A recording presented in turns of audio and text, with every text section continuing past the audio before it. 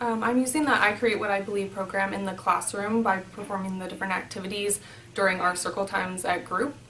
And I also have clipboards out in the classroom so the kids can access them whenever they want. And it's really helped with the students learning how to regulate their breathing. It's been amazing. The program's made a difference in my classroom because it's helped certain kids in our class who have a lot of energy, help them to channel some of that energy and get some of it out, and so they were able to go and engage in something else later in the classroom. I think it has made a difference in my classroom as a whole by getting the whole classroom to calm down. I think we did it one time after we were outside and all the children came in, you know, they're all hyper and they're excited because they're running around and we have all this energy, and then when we turn off the lights and we have them take the deep breaths is when they really can tell, really see their bodies starting to calm down and really concentrating, even though their eyes are closed, really concentrating on, you know, the scribbling.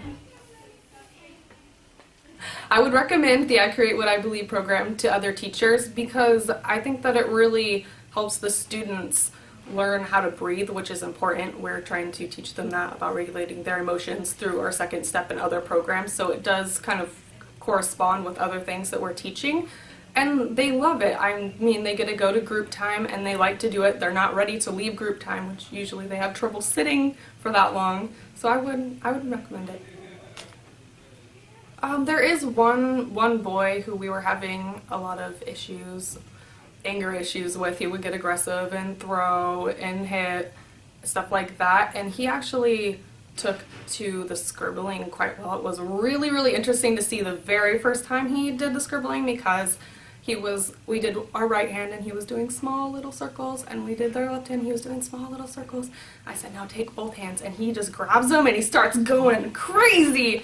And I was like, it was such a difference, and you could just tell that that was really a big release for him when he like realized. And then the following day he immediately came into the class and asked if he could have a paper and some color crowns and went right to both hands. So it really did help him. I noticed a specific student in my classroom. He's a student that doesn't really like participating, kind of doesn't really like getting involved in the classroom. Kind of mopey and kind of grumpy a lot of the times, but his dad is an artist and he does come and help out a lot. And I noticed when we did this activity with the scribble that he was actually really into this. He was, you know, he was, most of the time he doesn't want to participate, but he was getting on the clipboard, just going away on his little circles, and so I really noticed a difference in that. That was really something good for him.